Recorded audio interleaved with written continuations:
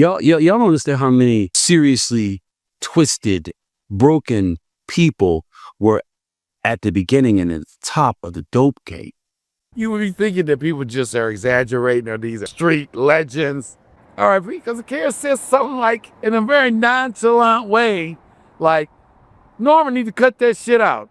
He needs to go and let them people out them cages. Let them people out them cages. YBI, of course, is one of the most famous and talked about dope operations in history. And, of course, people have heard about it through the country now, a little bit through BMF. And you probably heard so many stories about it, you might think you heard them all, but you probably haven't really heard the origin story. And there's a lot to it, and there's a couple different origin stories, because there's a lot of different people that use the name YBI, Young Boys Incorporated. But I'm going to tell you two deviant, dark stories about two of the people that provided the seed money and maybe even the name and the idea for Young Boys Incorporated. Number one, Mark Marshall. He's an official known. He was one of the early YBIs, one of the Martindale maniacs. Martindale's a street around Joy Road and Dexter. A lot of the guys were from off of originally, and they were like many other neighborhood groups of guys around the city, kind of a gang, kind of selling a little heroin. And in 1970, well, the newspaper article here will show it, 6 maybe, Mark Marshall's father married, and this story is so powerful to me because it goes to the heart of, like, you know, what was going on in, well, I guess America in general, but even more extremely in Black America, of this separating of, like, the people that were going to go into the mainstream and then the other side. So Mark Marshall's father married the heiress to Great Lakes Mutual. Great Lakes Mutual was, so some of the first companies formed by Black people early, late 1800s, were mutual insurance, mutual life companies. If you remember, like in Malcolm X's father was run over by a train, and the insurance company refused to pay. Like, Black people would pay insurance policy, and sometimes they wouldn't even get paid. And so Black people would form, they weren't banks, that's what's called mutual, Great Lakes Mutual. A bunch of people put their money in, and then they'd loaned out to other members. They earn interest. You can get insurance through there. So these people, there was one in headquartered Michigan, Great Lakes Mutual, and Mark Marshall's father married maybe the granddaughter or something of the founder. And they still had, I don't think they were rich, but they had some money. They were living on LaSalle Gardens in a very nice house. The neighborhood over there still has huge, beautiful houses. LaSalle, that's around like 14th and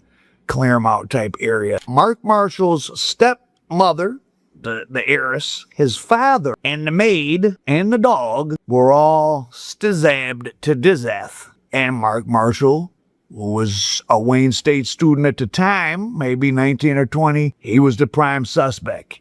He gets put on trial. They have a mistrial from a hung jury, and there was a lot of bantling about letting certain evidence in. Well, the main evidence they wanted to let in, which the judge ended up not letting in, and Marshall got a second mistrial, and then they didn't retry him. The main evidence not let in was SEMEN, you know what, all over the dead bodies that I don't know the intricacies of the case. The prosecution claimed it matched Mark Marshall. I don't know why it was not let in, but there was a lot of, I think the juries, there might have been on each jury 1 or 2 people that didn't want to convict Marshall.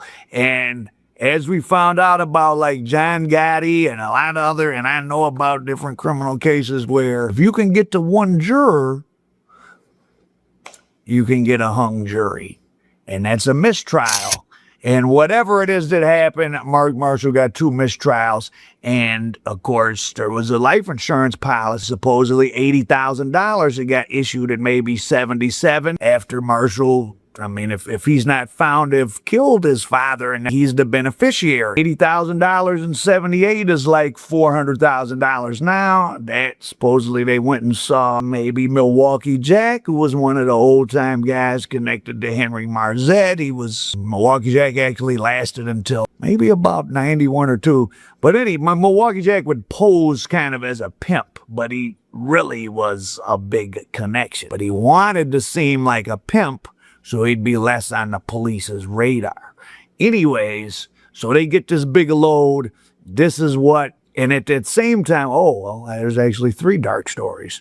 At that same time, Raymond Peoples is coming up out of an infamous it was kind of a international cause de célèbre, the Livernois 5. In 1975, there was a bar on Livernois, Bob Bolton's bar. It's a white honky bar. Peckerwood bar. Why do you say that? Because the man, he got a buzzer on there. If you can come down and you see that you're black, you do not get in. A black teenager who was outside in the parking lot with a screwdriver, and the white owner came out and killed him and said he was breaking in cars. Was he breaking in cars? Was he not? Who knows? Even if he was, he can't come out. Not supposed to be able to go and say, kill somebody because they're breaking in cars, and they don't even know I'm not sure if he was even breaking in cars. So anyways, there was all sorts of protests. There was a mini riot.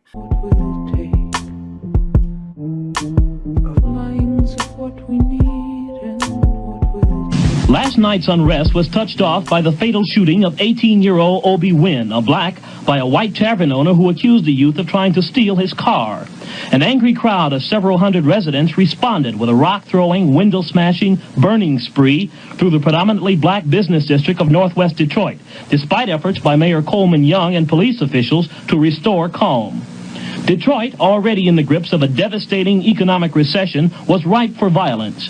Unemployment approaches 25%, more than 125,000 workers. The bar and Andrew Chinarian, the bar owner, now accused of second-degree murder, are both controversial.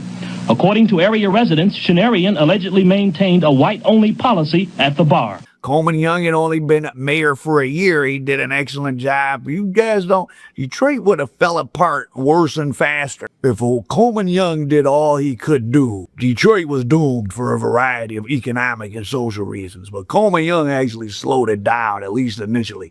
He came to Livernois and Finkel and stood up on the car. I mean, he kind of talked people. The riot was that close.